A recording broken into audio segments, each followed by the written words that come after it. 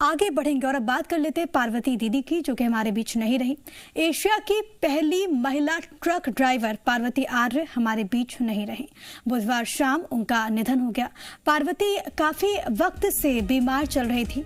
बीती शाम उनकी तबीयत अचानक बिगड़ गई और 75 वर्ष की आयु में उन्होंने दुनिया को अलविदा कह दिया।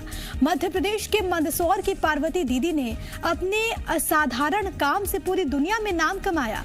कम उम्र में न केवल पार्वती ने अपने 4 भाइयों और 8 बहनों का पालन पोषण किया, बल्कि 1976 में ट्रक चलाने का पेशा चुनते हुए उन्होंने पुरुष प्रधान इस देश में नारी सशक्तिकरण की मिसाल भी पेश की। हालांकि शुरुआत में पार्वती को कठिनाइयों का सामना भी करना पड़ा। लोगों ने उनका मजाक बनाया। 1976 में जब आरटीओ ऑफिस पर अपने लाइसेंस के लिए वो गई तो आरटीओ ने उन्हें मना कर दिया। पार्वती ने अफसरों से कहा कि जब इंदिरा गांधी देश चला सकती हैं तो मैं ट्रक क्यों नहीं चला सकती। बड़ी जद्दोजहद के बाद पार्वती को लाइसेंस मिला और उन्होंने एशिया की पहली कमर्शियल महिला ट्रक चालक होने का गौरव प्राप्त किया। पार्वती के इस जज्बे को कई मंचों पर भी सम्मान मिला। तत्कालीन राष्ट्रपति ज्ञानी जैल सिंह ने उन्हें सम्मानित भी किया। इतना ही नहीं, पार्वती को विदेश के भी कई संस्थाओं ने सराहा। पार्वती ने राजनीति में भी अपनी किस्मत आजमाई और 1990 में उन्होंने सुवासरा सीट से चुनाव भी लड़ा। 2 बार जिला पंचायत सदस्य और 1 बार जिला पंचायत उपाध्यक्ष भी रही।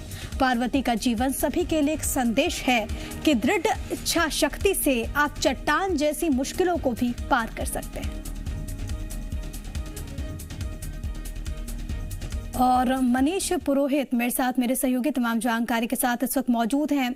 मनीष, एक बेहद दुखद खबर है और जाहिर तौर पर वो जो तमाम लोग होंगे जिनका जुड़ाव रहा होगा पार्वती दीदी से, और उन तमाम लोगों के लिए एक प्रेरणा स्रोत के तौर पर भी पार्वती दीदी को हमेशा याद किया जाएगा।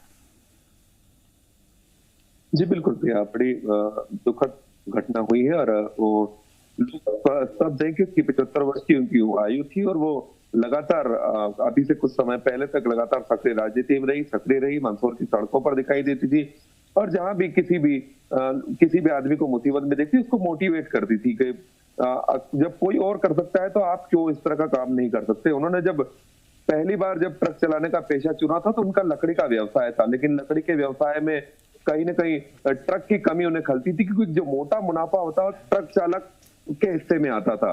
फिर उन्होंने ट्रक खरीदा और खुद ट्रक चालक बनने की ठानी। एशिया की पहली ट्रक चालक बनी और जबकि महिलाएं सड़क घर से निकलने में कतराती थी या जिनका महिलाओं का बाजार जाना भी लोग अच्छा नहीं मानते थे सामाजिक दृष्टि से, तब उन्होंने ट्रक चालन का पेशा अपनाया, जिसमें कि पुरुषों का पूरी तरह से दबदबा था।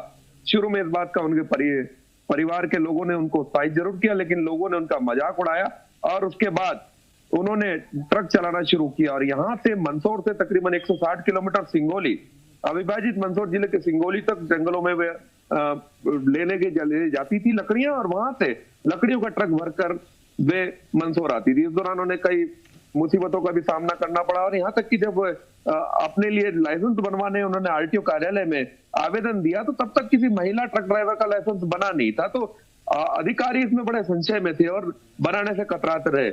लेकिन उन्होंने ये बोला कि जब इंदिरा गांधी देश चला सकती है तो वे ट्रक क्यों नहीं चला सकती। आखिरकार बड़ी मुश्किल से उनका ट्रक ड्राइवर का लाइसेंस बना और वे मिसाल बनी। एशिया की पहली ट्रक चालक थी जो कि ट्रक चलाती थी, कमर्शियल लाइसेंस उनके पास था। काफी समय तक उन्होंने ट्रक चलाया, उसके बाद सक्रिय राजनीति में भी आई और उन्होंने अपना भाग्य आजमाया 1990 के विधानसभा चुनाव में सुवासरा से। हालांकि वहां से उन्हें हार का सामना करना पड़ा, उसके बावजूद वे हारी नहीं और लगातार संघर्ष करती रही, राजनीति में सक्रिय रही, सामाजिक जीवन में सक्रिय रही और उन्होंने पूरे इलाके के लिए नहीं, पूरे एशिया के लिए अपने आप को मिसाल के रूप में प्रस्तुत किया। बिल्कुल, एक मिसाल के तौर पर हमेशा उन्हें याद किया जाएगा। जिस तरीके से उस वक्त में वो आगे बढ़ी और जिस तरीके से उन्होंने कार्य किया, जाहिर है उनके नहीं रहने पर भी तो उनके तमाम कार्यों को लोग याद कर रहे हैं अपने जहन में। बहुत धन्यवाद आपका तमाम बातचीत और जानकारी हम तक पहुंचाने के लिए।